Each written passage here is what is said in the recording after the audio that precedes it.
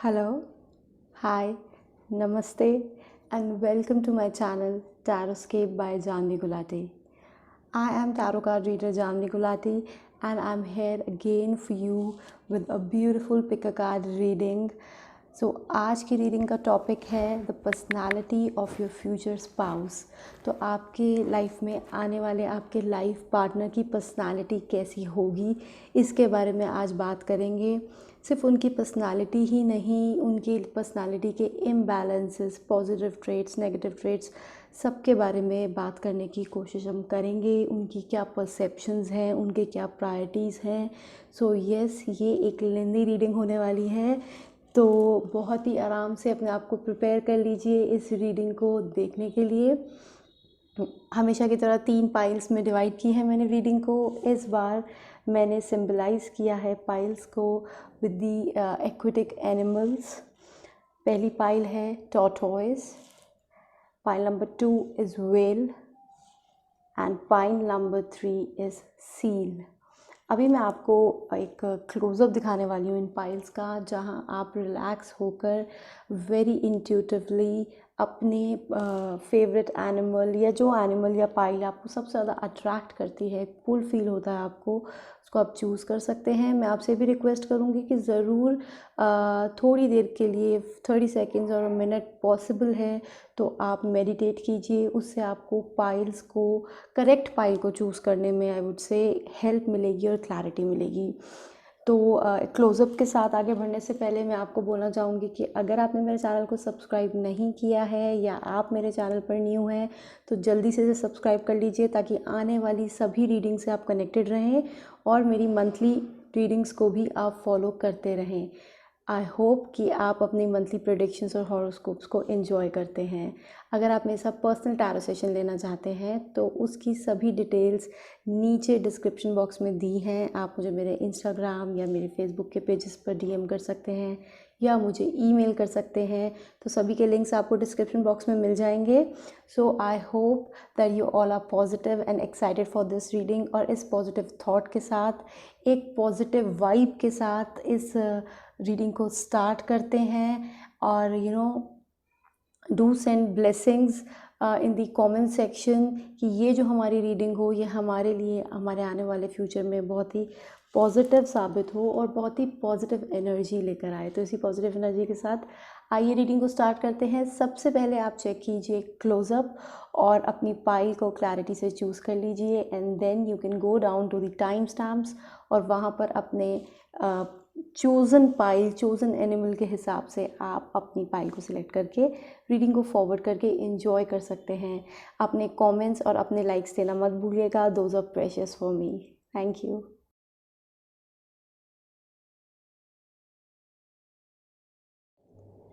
सो welcome pile 1।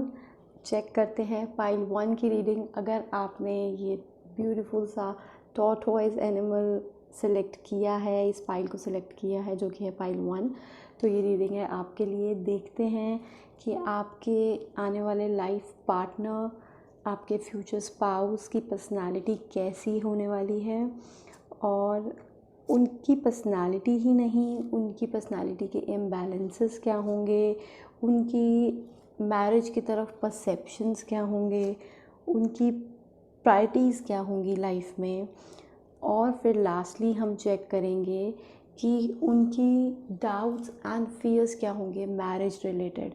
तो इससे हमें उनकी टोटल पर्सनालिटी का एक आइडिया मिल जाएगा, and I hope people will enjoy it. तो स्टार्ट करते हैं पहले उनकी पर्सनालिटी से। तो कार्ड्स बता रहे हैं कि थोड़े से लोनली सोल होंगे वो, जो थोड़ा अलग रहना पसंद करते होंगे, या थोड़े शांत स्वभाव के, जिसे कहते हैं ना, कम बात करना और अपनी फीलिंग्स को कम एक्सप्रेस करना। ये पता करना थोड़ा सा मुश्किल रहेगा। बाहर से उनको देखकर ये जज नहीं कर पाएंगे सब लोग कि वो अंदर से कैसा फील कर रहे हैं।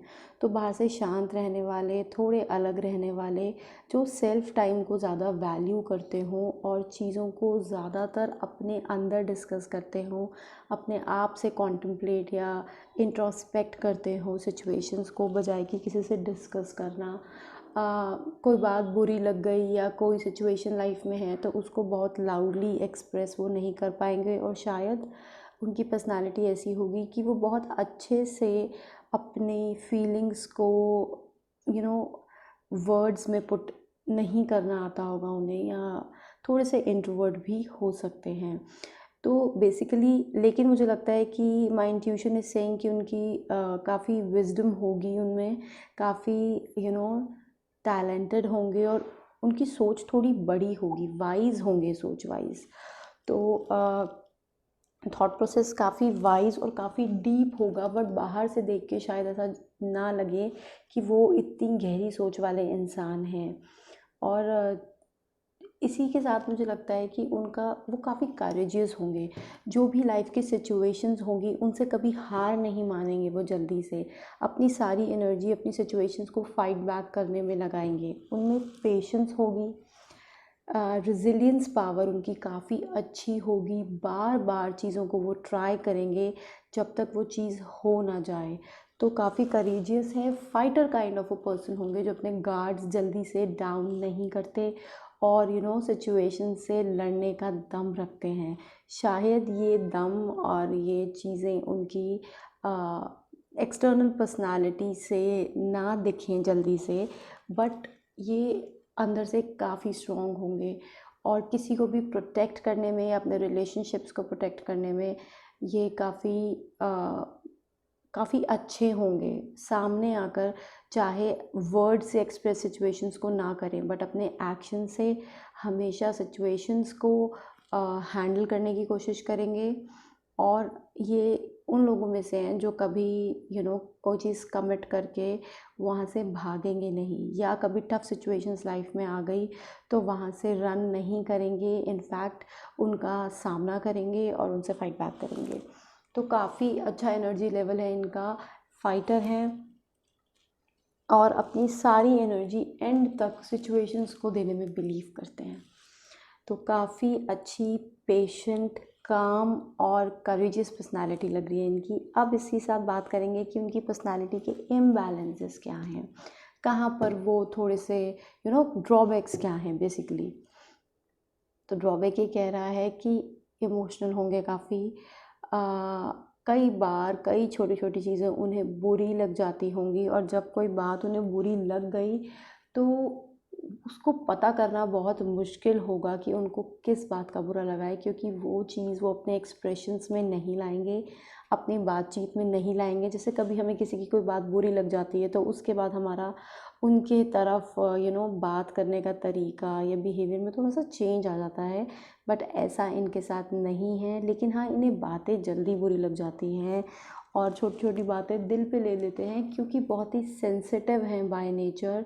कुछ बातों को कभी भुला भी नहीं पाते, और हमेशा ध्यान रहती हैं फॉरगिव नहीं कर पाते कुछ बातों को, और वो अंदर ही अंदर नेगेटिविटी क्रिएट करती रहती है। तो यही इनका इम्बैलेंस है कि ये जल्दी से सिचुएशंस को लेट गो नहीं कर पाते, या कुछ ऐसी कम्युनिकेशंस या पास्ट की कुछ ऐसी चीज़ें जो इनको हर्ट की हों उनको जल्दी से भूल नहीं पाते। तो ये है इनका इम्बैलेंस। और इसी के साथ इम्बैलेंस ये भी कह रहा है कि रेस्टलेस है थोड़ी सी नेचर, मन में शांति नहीं रहती, उथल पुथल रहती है इनके, इमोशनल बहुत ज़्यादा है, और इमोशनली जो एक्सपेक्ट करते हैं अपने रिलेशनशिप से वो ज़्यादातर इनको ऐसा लगता है कि वो फुलफ़िल नहीं हो रहा है। अपनी तरफ से 100% देते हैं, बट सामने वाले की तरफ से जो रिस्पॉन्स मिलता है उससे जल्दी से सेटिस्फाई नहीं हो पाते हैं। मेरी इंट्यूशन ये भी कह रही है कि स्पिरिचुअल नेचर के होंगे, स्पिरिचुअलिटी होगी इनमें काफ़ी, और ये उस हाई पावर में बिलीफ, काफ़ी स्ट्रॉन्ग बिलीफ होगा, चाहे ये इतनी प्रेयर्स ना करते हो या इस चीज़ को इस तरीके से शो ना करते हो, बट स्ट्रॉन्ग स्पिरिचुअल बिलीव्स मुझे दिख रहे हैं। और इसी के साथ मुझे ये भी दिख रहा है कि इमोशनल एक वॉइड है इनके अंदर जो इनको बहुत रेस्टलेस कर देता है, इनको अंदर से शांत नहीं रहने देता, और ये उसकी सर्च में है कि वो एक इमोशनल रिलेशनशिप या उस तरीके का एक इमोशनल बॉन्ड उन्हें वो मिल जाए जो उनको सेटिस्फाई कर दे। तो इसी तरीके से इसी वजह से ये थोड़े रेस्टलेस रहते हैं और लाइफ में ये दो चीज़ें इन्हें प्रोग्रेस नहीं करने देती हैं। एक अनसेटिस्फैक्शन इनका जो इनके रिलेशनशिप से और सिचुएशन से रहता है, जैसा ये चाहते हैं वो वैसा कंप्लीशन इनको नहीं मिलता है इनके हिसाब से। और दूसरा जो है, छोटी छोटी बातों को कई बार माइंड कर जाते हैं या हर्ट हो जाते हैं, या कभी किसी बात से हर्ट अगर हो गए हैं तो उसको ये भूल नहीं पाते हैं, फॉरगिव नहीं इजीली कर पाते हैं। चाहे ये कितना भी शो करें कि ये फॉरगिव कर चुके हैं, चाहे ये कभी उसको मेंशन ना करें, बट सब कुछ अंदर रहता है। जैसे कि मैंने आपको बताया, उनकी पर्सनालिटी ही ऐसी है कि वो अपने आप से डिस्कस करते हैं, अपने आप से कहते हैं, और ना बाहर से शो करते हैं, ना बाहर से एक्सप्रेस करते हैं।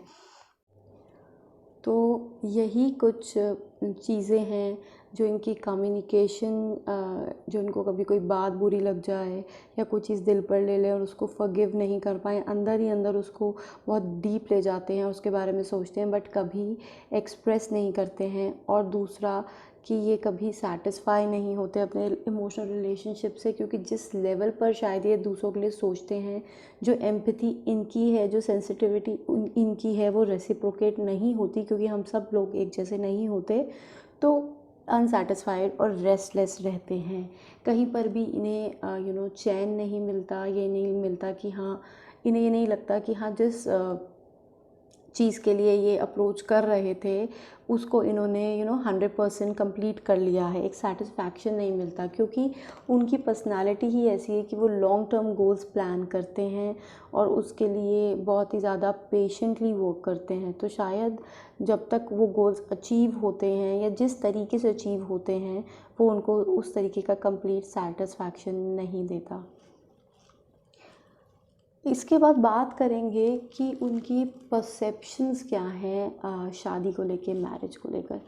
तो उनके परसेप्शंस, उनकी सोच ये है कि मैरिज एक ऐसा रिलेशनशिप है जिसमें हमें अपना 100% पुट करना पड़ता है रिज़ल्ट्स लाने के लिए।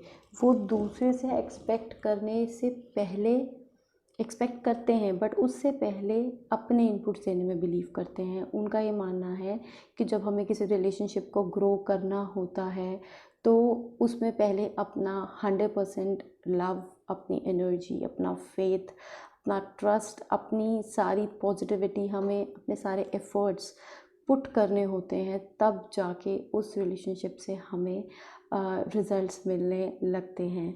तो वो अपने सारे इनपुट्स पुट करने में बिलीव करते हैं। वो बिलीव करते हैं कि रिलेशनशिप्स को ग्रो करने में बेसिकली उनका बिलीव है, मल्टीप्लाई करने में उनका बिलीव है कि हर दिन रिलेशनशिप मल्टीप्लाई करती रहे, उसकी फीलिंग्स और उसका ट्रस्ट मल्टीप्लाई करता रहे और ग्रो करता रहे। तो बहुत ही पॉजिटिव और बहुत ही ब्यूटीफुल परसेप्शन है उनका इस ब्यूटीफुल मैरिज बॉन्ड के तरफ। तो I hope you people are very lucky, because बहुत ही अच्छे परसेप्शंस हैं इनके। इसके साथ हम बात करेंगे कि उनकी प्रायोरिटीज़ क्या हैं लाइफ में। तो उनकी लाइफ में जो प्रायोरिटीज़ हैं वो हैं अपने लव्ड वंस को प्रोटेक्ट करना, अपने लव्ड वंस को लव करना, और उनकी रिस्पॉन्सिबल भी लग रहे हैं मुझे नेचर में, उनकी पूरी रिस्पॉन्सिबिलिटी को खुशी खुशी उठाना या फुलफ़िल करना। वो अपने आसपास के लोगों को खुश रखने में बिलीव करते हैं। वो जिस भी सिचुएशन में एंटर करते हैं, वो फाइट बैक वाली नेचर जो है ना इनकी, वो इसीलिए है क्योंकि वो जिस भी सिचुएशन में एंटर करते हैं वहाँ पर वो हमेशा उस पर विक्ट्री सिचुएशन में आने की सोचते हैं। अगर कभी भी किसी चीज़ से हार मान के भागने वाले लोगों में से नहीं है, ना ही ऐसे हैं कि ज़्यादातर इनकी कोशिश हेल्प करने की रहती है, हेल्प लेने से ज़्यादा। तो एक हेड की पोजीशन कह लीजिए, या एक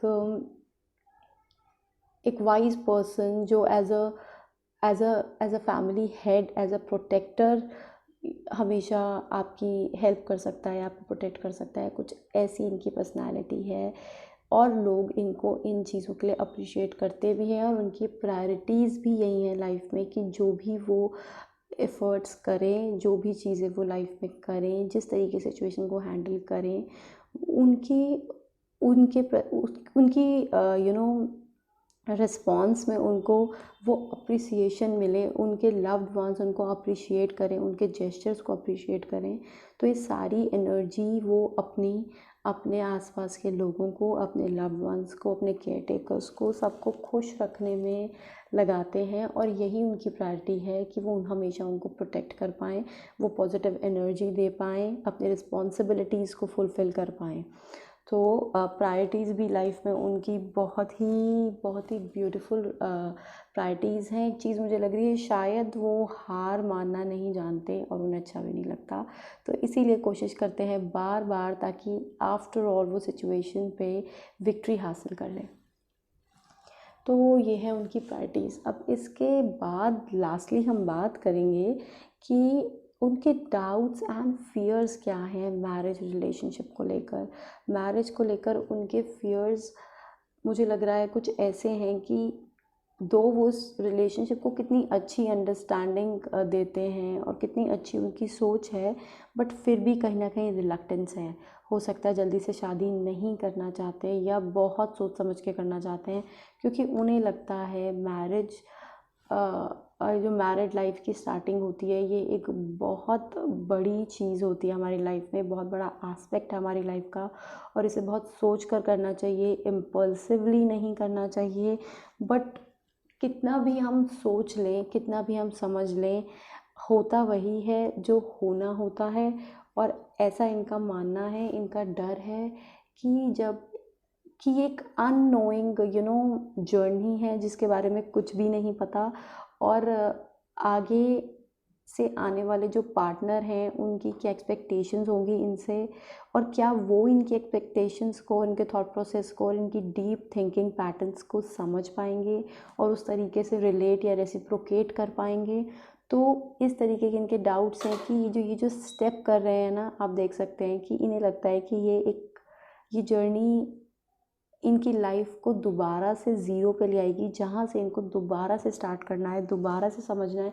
क्योंकि अभी तक जिन लोगों के साथ ये रहते हैं उनको ये समझ चुके हैं और अपने आप को भी उन्हें समझा चुके हैं, बट जो नए इंसान इनकी लाइफ में आएंगे, क्या ये उनको समझ पाएंगे, और क्या ये जिस रिस्क को लाइफ में ले रहे हैं, जो ये स्टार्टिंग ये कर रहे हैं, ये उतनी सेटिस्फैक्ट्री होगी, इनको उस तरीके से समझा जाएगा, या ये अपने पार्टनर को उस तरीके से समझ पाएंगे। तो थोड़ा सा डर और रिलक्टेंस इनको इन चीज़ों का है। इन्हें लगता है कि that marriage is a sort of risk.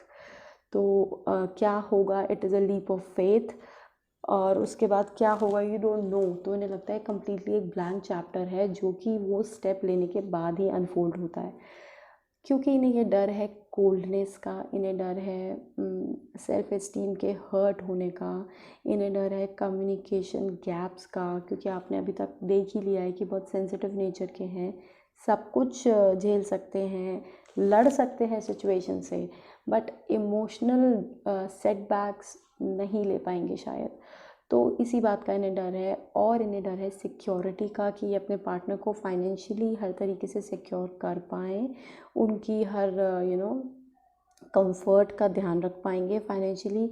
ये भी इनके डाउट्स एंड फियर्स रहते हैं, बिकॉज इनकी नेचर ही बहुत प्रोटेक्टिव है, और ये चाहते हैं कि इमोशनली और फाइनेंशियली ये अपने रिलेशनशिप्स को बहुत ही कंफर्ट जोन में रखें, और कभी इनके लव्ड वंस को इनसे कोई शिकायत ना हो।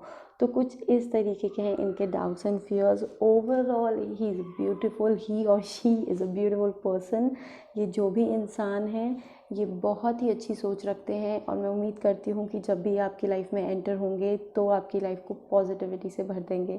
आई होप आपको रीडिंग अच्छी लगी हो, तो लाइक बटन ज़रूर क्लिक कर दीजिए, और कमेंट सेक्शन में मुझे अपने रिव्यूज़ ज़रूर बताते रहिए और अपनी ब्लेसिंग्स भी देते रहिए। And don't forget to subscribe my channel. Thank you. Hi pile 2, अगर आपने ये beautiful sea blue whale select की है तो ये पाइल आपके लिए है। ये रीडिंग आप चेक कीजिए, देखते हैं कि आपके फ्यूचर स्पाउस की पर्सनालिटी कैसी रहेगी, और सिर्फ पर्सनालिटी ही नहीं, उनकी पर्सनालिटी के इम्बैलेंसेस के बारे में भी बात करेंगे, और उसके साथ बात करेंगे कुछ उनके परसेप्शंस के बारे में कि मैरिज को लेकर, शादी को लेकर उनके क्या परसेप्शंस हैं, वो कैसे सोचते हैं, और उनकी लाइफ में क्या प्रायोरिटीज़ हैं। और लास्टली हम देखेंगे कि उनको क्या डाउट्स एंड फियर्स हैं शादी को लेकर, मैरिड लाइफ को लेकर। तो ऑल इन ऑल काफ़ी कुछ कवर करने वाली रीडिंग, उनकी पर्सनालिटी को लेके काफ़ी डिटेल में बात करेंगे हम, बट ओरिएंटेशन ज़्यादा रहेगी मैरिज रिलेटेड। तो आई होप आपको ये रीडिंग पसंद आएगी। तो चलिए स्टार्ट करते हैं। तो चेक करते हैं रीडिंग को, देखते हैं कि आपके फ्यूचर स्पाउस की कैसी पर्सनालिटी होगी। तो कार्ड शो कर रहे हैं कि वो काफ़ी इमोशनल होंगे बाय नेचर, जो कि लोगों से कनेक्टेड रहना, अपने लव्ड वन से कनेक्टेड रहना बहुत पसंद करेंगे, और इमोशनल सिक्योरिटी उनके लिए बहुत ज़्यादा इम्पॉर्टेंट होगी। जैसे होते हैं ना कुछ फिल्मी सॉर्ट ऑफ पर्सनालिटी होगी उनकी, वो हमेशा एक हर सिचुएशन में लाइफ की हैप्पी एंडिंग चाहेंगे, हैप्पी एंडिंग की तरफ काम करेंगे, और हैप्पी एंडिंग ही उनको सिक्योर फील कराएगी। सब उनके आसपास खुश रहें, ये उन्हें पसंद होगा, और उनको खुश रखने के लिए वो पूरी कोशिश भी करेंगे। तो अपने एफ़र्ट्स भी पुट करेंगे वो इसके लिए, और क्योंकि वो इमोशनल होंगे तो वो इमोशनल एस्पेक्ट ही रिसीव भी करना चाहेंगे सामने वाले से। और इमोशनल सिक्योरिटी उनके लिए बहुत इम्पॉर्टेंट है। कहीं पर भी चीज़ें बीच में ख़राब हो जाना, या चीज़ें प्रॉपरली कंप्लीशन तक नहीं पहुंच पाना, सिचुएशन एंडिंग तक नहीं पहुंच पाना, ये चीज़ें वो बहुत अच्छे से नहीं बर्दाश्त नहीं कर पाएंगे, या उसको कैरी नहीं कर पाएंगे। इसी के साथ मुझे ये भी लग रहा है कि उनकी पर्सनालिटी कहीं ना कहीं थोड़ी सी डिफेंसिव होगी, क्योंकि वो हर सिचुएशन के टॉप पे रहने की कोशिश करेंगे। अगर कोई वर्क रिलेटेड इशू है, फाइनेंशियल रिलेटेड इशू है, तो वो अपनी पूरी मेहनत या पूरे इनपुट्स उसमें ज़रूर डालेंगे, लेकिन उनके साथ कम्युनिकेशन कभी कभी डिफेंसिव हो सकती है, क्योंकि वो चीज़ें ज़्यादातर अपने ऊपर ले लेते हैं, और उनको ऐसा लगता है कि कभी कभी लोग उन्हें टारगेट करते हैं। तो अपनी कमियों को या अपने लूज़ एंड्स को वो बहुत इजीली एक्सेप्ट करने वाले लोगों में से नहीं होंगे। जब भी उनकी गलती उनको बताई जाएगी तो वो कभी कभी डिफेंसिव बिहेव कर सकते हैं, क्योंकि उनके हिसाब से शायद उनकी अप्रोच बिल्कुल ठीक थी, और वो जो सोचते हैं वो सबके फ़ायदे के लिए ही सोचते हैं, एक इमोशनल एंगल से सोचते हैं। तो उनको ये चीज़ इस चीज़ को लेके वो डिफेंसिव हो जाते हैं जब भी बात उनके ऊपर आती है। ऑल्दो वो हर तरीके की कोशिश करते हैं सिचुएशन से ओवरकम करने की और सिचुएशन में टॉप पे रहने की, क्योंकि उन्हें शायद इस बात का कहीं ना कहीं अंदर से फेयर है कि अगर वो फाइट बैक नहीं करेंगे तो बाकी के लोग उनको सप्रेस कर सकते हैं, या उनकी वैल्यू कम हो सकती है। तो कुछ इस तरीके का थॉट प्रोसेस है उनका, क्योंकि वो खुश रहना चाहते हैं, अपने आसपास एक ब्लिसफुल स्टेट मेंटेन करना चाहते हैं। तो उस स्टेट को मेंटेन करने के लिए ही वो डिफेंसिव भी होते हैं, और कभी कभी कम्युनिकेशन से भाग भी सकते हैं, क्योंकि उनको चीज़ें ख़राब नहीं करनी और क्योटिक नहीं करनी है।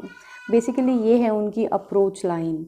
अब बात करेंगे उनकी पर्सनालिटी के इम्बैलेंसेस के बारे में। तो इम्बैलेंसेस भी यही बता रहे हैं कि कभी कभी क्विक रिएक्शंस दे देते हैं बिना बात को सोचे समझे, क्योंकि कई बार डिफेंसिव लोगों को ऐसा लगता है कि जो भी बात हो रही है वो उनके बारे में हो रही है, या उनकी गलती दिखाने के लिए, या उनको पॉइंट आउट करने के लिए हो रही है। तो जैसे ही उन्हें ये फीलिंग आती है वो डिफेंसिव हो जाते हैं, वो क्विक रिएक्शंस दे देते हैं बिना सोचे समझे। तो उनका इम्बैलेंस भी यही है कि कभी कभी वो कुछ ऐसी बातें कह देते हैं जल्दबाजी में जिनका शायद मतलब उनको खुद को भी नहीं, they don't mean that way, और बाद में उनको रियलाइज़ भी होता है, लेकिन वो बहुत क्विक रिएक्शंस होते हैं टू सेव देमसेल्व्स, और अपनी स्टेट को क्लियर रखने के लिए हम लोग ऐसा क्विक रिएक्शंस दे देते हैं। तो ये है उनका imbalance, quick reactions, quick communications, और एंगर आउटबर्स्ट भी हो सकता है, गुस्से से बोल देना, रूड वे में बात कर लेना। उनका एक और इम्बैलेंस है लाइफ में, दैट इज़ फ्रीडम। बहुत ही फ्रीडम सीकर हैं, उनको फ्रीडम ऑफ थॉट चाहिए, फ्रीडम ऑफ एक्शन चाहिए। वो हर चीज़ अपनी सोच और अपने परसेप्शन से करना चाहते हैं, किसी की बिना सुने या बिना माने। उन्हें ऐसा लगता है कि उनकी सोच कहीं ना कहीं सबसे ज़्यादा सही है और वो सही डायरेक्शन में सोच रहे हैं। अगर उनको हर बात के लिए रोका जाए, टोका जाए, समझाया जाए या पॉइंट आउट किया जाए तो वो उनको अच्छा नहीं लगता। उसको ईज़िली एक्सेप्ट करने की बजाय वो डिफेंसिवली या रूडली बिहेव कर जाते हैं। तो यही उनका इम्बैलेंस है कि अपनी लाइफ की हर चीज़ को वो अपने हिसाब से चाहते हैं। अपने आसपास की दुनिया, अपने आसपास का वर्ल्ड, उसकी एमेनिटीज़, उसकी लग्जरी, उसकी हैप्पीनेस, उसकी हार्मनी वो सेल्फ क्रिएटेड चाहते हैं। वो ये नहीं चाहते कि कल को कोई उन्हें कहे कि ये चीज़ किसी और की वजह से है उनकी लाइफ में। सो इंडिपेंडेंट हैं बट बहुत ज़्यादा फ्रीडम सीकर हैं। इस वजह से शायद किसी का ओपिनियन भी वो मिस कर देते हैं, जिसकी वजह से उनकी लाइफ में लर्निंग्स भी कम हो जाती हैं। तो ये है उनकी पर्सनालिटी और उसके इम्बैलेंसेस। अब इसी के साथ आगे बढ़ेंगे और बात करेंगे कि उनकी परसेप्शंस क्या हैं मैरिड लाइफ को लेकर।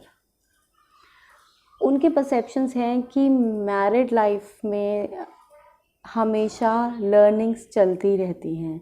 उनका ये मानना है कि मैरिड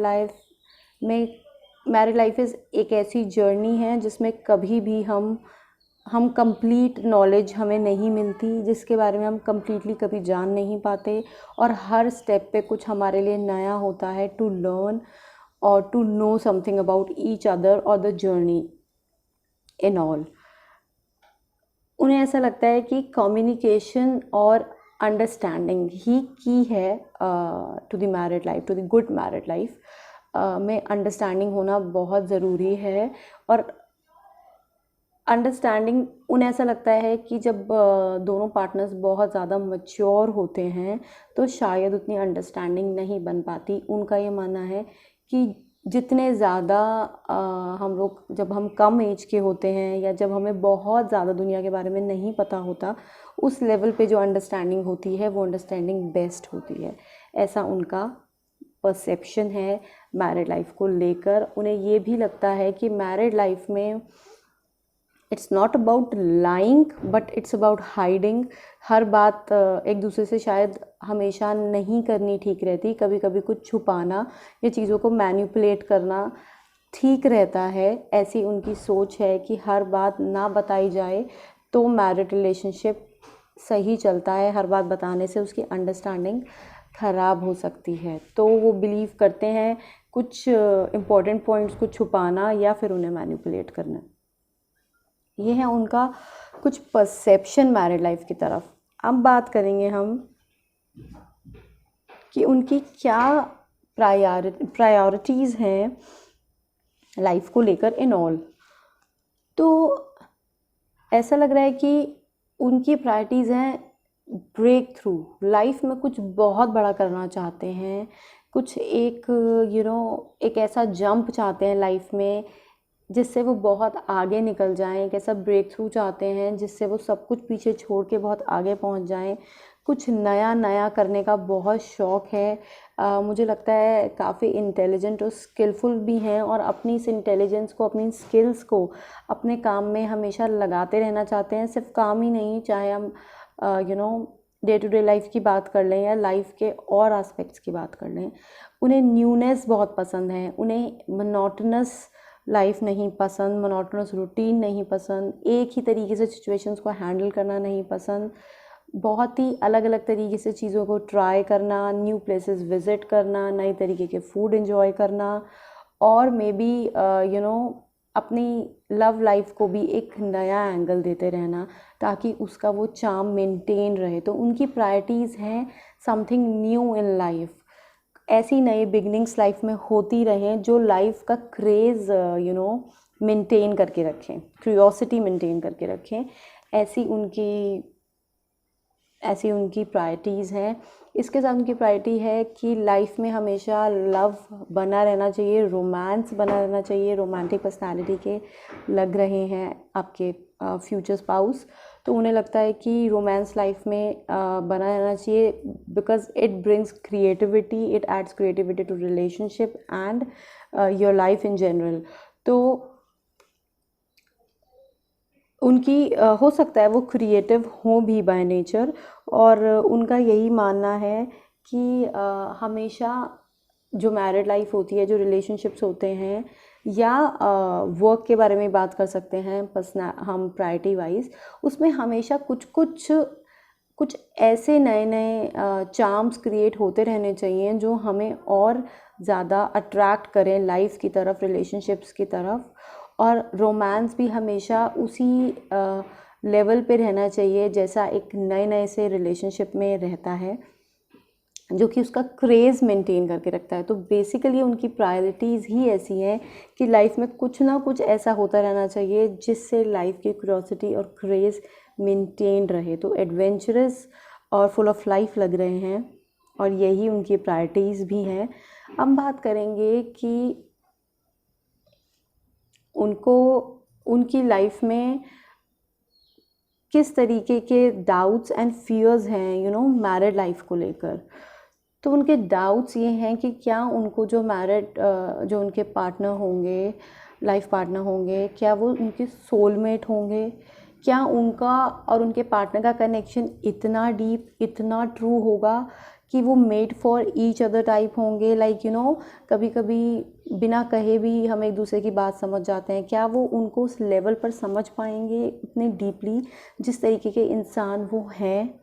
वो उनके यही डाउट्स हैं कि वो ये चाहते हैं कि उनके पार्टनर उनके रिफ्लेक्शन हो, उनकी सोच को उनके कहने से पहले समझ जाएं, उनकी कही हर बात को फॉलो करें, और उनका हर तरीके की अप्स एंड डाउन्स में या हर तरीके के उनके डिसीजंस में उनके जो पार्टनर हो वो उनका साथ दें, उनको समझें, उनको बहुत ज़्यादा समझाना ना पड़े अपने पार्टनर को इससे पहले ही। जैसे कि हमारा रिफ्लेक्शन होता है ना, हमारे साथ साथ चलता है, ऐसे पार्टनर वो चाहते हैं। तो वो डाउटफुल हैं कि वैसे पार्टनर उनको मिल पाएंगे, उनको सोलमेट मिल पाएगा। इस तरीके के डाउट्स एंड फियर्स हैं उनको कि उनकी पर्सनालिटी के साथ बिल्कुल जो ब्लेंड हो जाए और जो उनके हर स्टेप में उनको सपोर्ट करे। उन्हें ये भी कुछ डाउट्स हैं क्योंकि उनको काफ़ी स्केप्टिकल हैं वो मैरिड लाइफ को लेकर, और उन्हें ये लगता है कि ये जो जर्नी है ये उनके लिए थोड़ी सी टायरिंग हो सकती है, क्योंकि मे बी उनकी जो स्ट्रॉन्ग हेडेड नेचर है उसको और जिस तरीके से वो सोचते हैं, जिस तरीके से उनके क्विक डिसीजंस हैं, क्विक रिएक्शंस हैं, उस तरीके से उनका पार्टनर उन्हें समझ पाएगा या नहीं, या समझ पाएंगी या नहीं। इस तरीके के डाउट्स एंड फियर्स हैं उनको, जो उन्हें और पीछे खींचता है मैरिड लाइफ में एंटर होने के लिए। सो इस अननोइंग सी जर्नी के लिए वो काफ़ी स्केप्टिकल हैं, और बिकॉज़ वो ये नहीं चाहते कि वो इस जर्नी में एंटर करें और चीज़ें ख़राब हों, क्योंकि उनका बेसिक पर्सनालिटी पॉइंट ही ये है कि वो अपनी लाइफ में एक बहुत ही ब्लिसफुल स्टेट मेंटेन करके रखना चाहते हैं, और किसी तरीके की कियोस उनको पसंद नहीं है। तो इसीलिए वो शादी को लेकर, मैरिज को लेकर काफ़ी स्केप्टिकल लग रहे हैं यहाँ पर, और अपने आप को हमेशा पुल बैक करते रहते हैं इस अननोइंग जर्नी से, क्योंकि उनको जैसा इंसान एज अ लाइफ पार्टनर चाहिए, वो बिल्कुल ही उनको अपना रिफ्लेक्शन या अपना सोलमेट चाहिए। तो ये है उनकी कुछ पर्सनालिटीज़, और उनके पर्सनालिटीज़ के कुछ एस्पेक्ट्स मैरिड लाइफ को लेकर। आई होप कि इस रीडिंग ने आपको कुछ ना कुछ क्लैरिटी ज़रूर दी होगी, और जब भी आप अपने लाइफ पार्टनर से मिलें तो आपकी लाइफ में बहुत सारी पॉजिटिविटी और हैप्पीनेस आए, ऐसी मैं प्रे करती हूँ। एंड आई होप दैट आपने चैनल को सब्सक्राइब कर लिया है, और लाइक बटन जल्दी से क्लिक कर दीजिए, और कमेंट सेक्शन में मुझे अपने सजेशन, रिव्यूज़ बताते रहिए। I enjoy it lot. Take care, thank you. Hello pile 3, अगर आपने ये सील एनिमल को चूज़ किया है तो ये आपके लिए है पाइल 3 रीडिंग। देखते हैं कि आपके फ्यूचर स्पाउस की पर्सनालिटी कैसी होगी, और सिर्फ पर्सनालिटी ही नहीं, हम इसके साथ उनकी पर्सनालिटी के इम्बैलेंसेस भी चेक करेंगे, उनके परसेप्शंस चेक करेंगे मैरिड लाइफ से रिलेटेड, और उनकी प्रायोरिटीज़ भी कि लाइफ में उनकी क्या प्रायोरिटीज़ हैं, और फिर लास्टली हम चेक करेंगे उनके doubts and fears towards married life. तो आइए स्टार्ट करते हैं इस रीडिंग को एक बहुत ही पॉजिटिव नोट पर। कार्ड शो कर रहे हैं कि आपके फ्यूचर स्पाउस की पर्सनालिटी काफ़ी करियर ओरिएंटेड पर्सनालिटी होगी, जिनके लिए फाइनेंशियल ग्रोथ और करियर ग्रोथ जिन लोगों के लिए बहुत इम्पॉर्टेंट होती है। हमेशा वो गोल्स बनाकर वर्क करते हैं, बहुत आगे जाना चाहते हैं लाइफ में।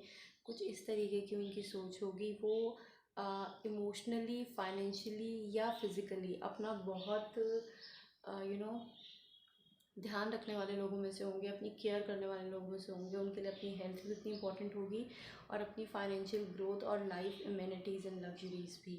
और वो उसके लिए काम भी करेंगे और नए नए आइडियाज़ के साथ चीज़ों को अप्रोच करने की कोशिश करेंगे, क्योंकि उनको लाइफ में growth is really important for them and to follow their dreams. तो वो अपनी ड्रीम्स को बहुत चेस करेंगे और उनकी लाइफ में यही कोशिश रहती है कि जिस भी चीज़ को वो करें उसके रिज़ल्ट्स अमेजिंग हों और वो जल्दी जल्दी लाइफ में ग्रो करते जाएं करियर वाइज। और करियर वाइज सिक्योरिटी भी, फाइनेंशियल सिक्योरिटी उनके लिए काफ़ी मैटर करती है। इसके साथ इनकी पर्सनालिटी के कार्ड्स ये भी शो कर रहे हैं कि वो काफ़ी स्ट्रॉन्ग ओपिनिएटेड पर्सन होंगे। अपने ओपिनियंस को ऊपर रखना ज़्यादा ज़रूरी समझेंगे, क्योंकि उन्हें ऐसा लगता है कि अगर उन्होंने अपने ओपिनियंस को ऊपर नहीं रखा तो सामने वाला अपने ओपिनियंस उनके ऊपर थोप देगा या उनको फोर्स किया जाएगा कोई चीज़ करने के लिए। तो इससे पहले कि कोई और चार्ज ले ले सिचुएशन का, वो खुद चार्ज ले लेते हैं। और कई बार कई कई सिचुएशंस लाइफ की ऐसी होती हैं जहाँ ज़्यादा बोल कर या ज़्यादा स्ट्रॉन्ग रिएक्शन से या लड़ाई कर कर सिचुएशन को सॉल्व नहीं किया जा सकता, बल्कि सिचुएशंस ऐसे भी हैंडल की जा सकती हैं। बट इस चीज़ में वो थोड़े से वीक हैं। उन्हें लगता है कि हर चीज़ के लिए फ़ाइट करना पड़ता है और अपने ओपिनियंस को आगे रखना ही ज़रूरी है। और कहीं कहीं इसी वजह से वो अपने ओपिनियंस में इतने स्ट्रॉन्ग हो जाते हैं, अपने व्यू पॉइंट में या अपने इस बिहेवियर पैटर्न में इतने स्ट्रॉन्ग हो जाते हैं कि वो साथ वाले लोगों को हर्ट कर देते हैं, अपने लव्ड वंस को हर्ट कर देते हैं। कई बार लोग उनके आगे इस वजह से भी सरेंडर कर देते हैं, क्योंकि उन्हें लगता है कि यहाँ पर बात करने का कोई फ़ायदा नहीं है। तो कुछ इस तरीके की उनकी पर्सनालिटी है, काफ़ी स्ट्रॉन्ग ओपिनियंस रखने वाले और क्विकली कम फॉरवर्ड होने वाले, बिकॉज़ वो कोई भी चांस अपनी लाइफ में मिस नहीं करना चाहते ग्रो करने का या पीछे रह जाने का। इसके साथ की पर्सनालिटी के इम्बैलेंसेस ये कह रहे हैं कि किसी भी चीज़ में बहुत स्लोली ग्रो करना, या जैसे हम में से कुछ लोग होते हैं जो अपना एक टारगेट बना लेते हैं लाइफ में और धीरे धीरे स्टेप बाय स्टेप अपने उस लैडर को क्लाइंब करते रहते हैं, अपने उन गोल्स को हिट करते रहते हैं टू रीच आवर डेस्टिनेशन। तो हमारी अप्रोच स्लो होती है, लॉयल होती है, कमिटेड होती है, पर हम धीरे धीरे मूव करते हैं सोच समझ कर। बट इनके साथ ऐसा नहीं है। वो जल्दी ग्रोथ चाहते हैं लाइफ में, बहुत टाइम तक एक चीज़ के साथ टाइम वेस्ट नहीं कर सकते। सो बेसिकली बहुत ज़्यादा लॉयल नहीं है सिचुएशन की तरफ, या कह सकते हैं कि बहुत लंबे टाइम तक कमिटमेंट शो नहीं कर सकते, क्योंकि उन्हें बहुत जल्दी रिजल्ट्स चाहिए होते हैं और क्विक ग्रोथ उन्हें दिखती रहनी चाहिए चीज़ों में टू गेट देम गोइंग। तो अगर ऐसा नहीं होता है तो वो उन चीज़ों को स्लोली फॉलो नहीं कर पाते हैं और अपनी ड्रीम्स को इस तरीके से वो चेज़ नहीं कर सकते हैं कि वो मेहनत करते चले जा रहे हैं और रिज़ल्ट्स नहीं दिख रहे हैं तो भी कर रहे हैं। तो ऐसा नहीं है, उन्हें ग्रोथ दिखती है तो भी वो चीज़ों में काम करते हैं और बहुत स्लो पैटर्न्स पे काम नहीं कर सकते हैं, बहुत लंबे टाइम तक एक चीज़ पर नहीं टिके रह सकते हैं। इसी के साथ मुझे लगता है पेशेंस की काफ़ी कमी है और परसिस्टेंस की काफ़ी कमी है। एक चीज़ को बार बार ट्राई करना जब तक वो हो ना जाए, ऐसा उनका नेचर नहीं है। वो क्विक रिजल्ट्स चाहते हैं, एक ही बार ट्राई करते हैं और चाहते हैं कि उनका काम हो जाए। But they believe in learning, what I feel.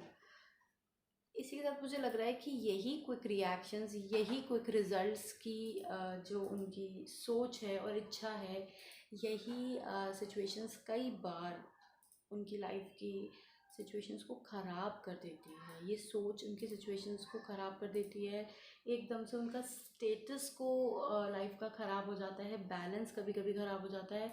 क्योंकि कभी कभी हमें कुछ चीज़ों के लिए एक्चुअली इतनी जल्दी होती है कि हम उनके लिए वेट नहीं कर सकते। और but few things takes time in life. I would say mostly things time लेती हैं और अपने टाइम पर ही होती हैं।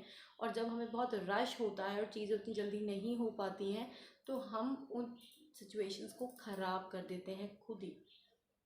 तो ऐसा इनके साथ हो जाता है कि इनके रिएक्शंस और इनकी क्विक अप्रोच और क्विक रिजल्ट्स की जो इच्छा रहती है, वो कई बार इनकी लाइफ की सिचुएशंस को ख़राब कर देती है, स्टेटस को वो ख़राब कर देती है।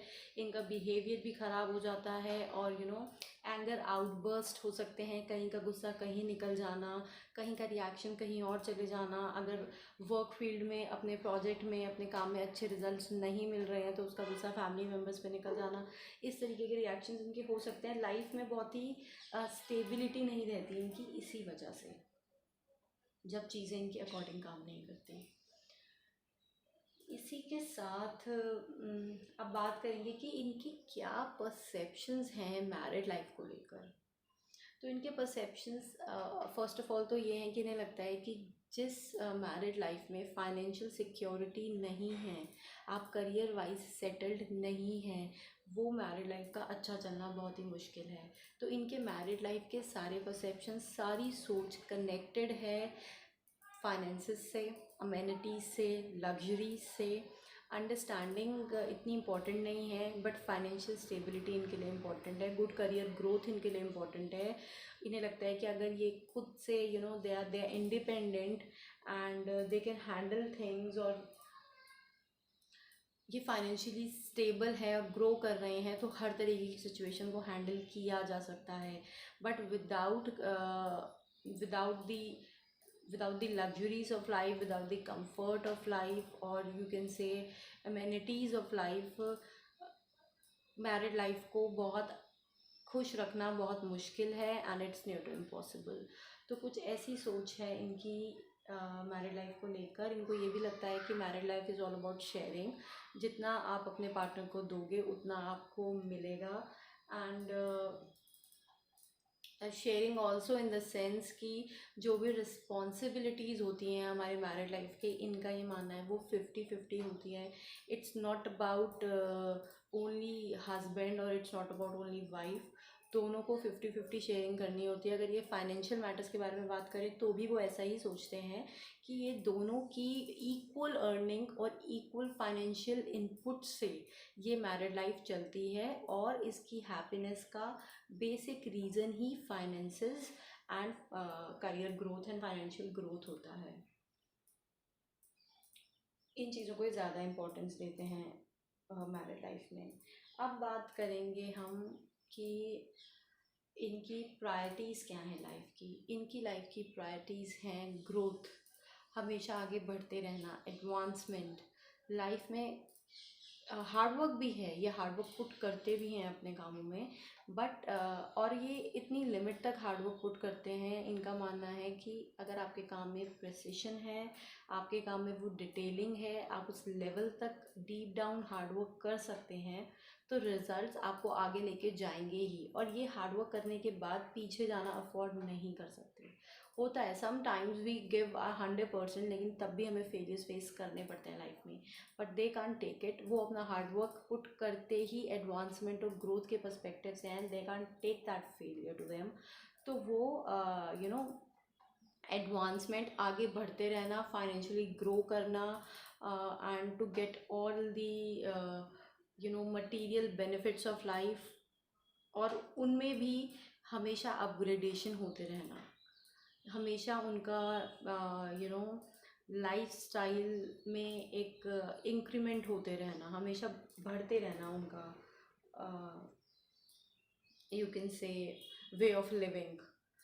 तो ऐसा कुछ उनकी प्रायोरिटीज़ हैं। सेकेंडली उनकी प्रायोरिटी ये भी है कि जो उनके इमोशनल रिलेशनशिप्स हैं लाइफ के, वो उनके साथ कनेक्टेड रहें, बट उनके उनको सपोर्ट करें, उनके जो भी ड्रीम्स हैं और जो उनके पैटर्न्स हैं लाइफ में आगे बढ़ने के, या जो भी उनकी सोच है, उनके ओपिनियंस हैं, उनमें उसके उनके लव्ड वंस उनको सपोर्ट करें, और इमोशनली उनकी लाइफ में पीस और कंटेंटमेंट बनी रहे, ये वो चाहते हैं, ताकि वो अपने करियर में उतना ही फोकस कर सकें। सेकेंडली उन्हें ऐसा लगता है कि जो भी चीज़ें वो अपनी लाइफ में करते हैं to grow forward in life, उसमें उनको, या वो किसी अपने के लिए कोई जेस्चर भी करते हैं, तो दे डिमांड अप्रिसिएशन। कहीं ना कहीं वो एक्सपेक्ट करते हैं कि उन्हें उस चीज़ के लिए अप्रिशिएट किया जाए, चाहे वो चीज़ इतनी छोटी सी क्यों ना हो जो उन्होंने की हो, बट अप्रिसिएशन उनको चाहिए। कोई उनको प्लीज़ करे और बार बार उनको उनकी की गई चीज़ के लिए थैंक यू बोले या उनको अप्रिशिएट करे फॉर देयर डीड्स। ये उनकी प्रायोरिटी है लाइफ में। इसी के साथ अब हम लास्टली बात करेंगे कि उनकी लाइफ में डाउट्स एंड फियर्स क्या है related to married life. Married life को लेके क्या चीज़ों में वो डाउटफुल हैं या फेयरफुल हैं। तो उन्हें लगता है कि मैरिड लाइफ में उनके कम्युनिकेशन कॉन्फ्लिक्ट्स हो सकते हैं, जिसके लिए वो डाउटफुल रहते हैं, और वो जो वो नहीं चाहते हैं, जिनके लिए वो डरते हैं, वो फेयरफुल हैं।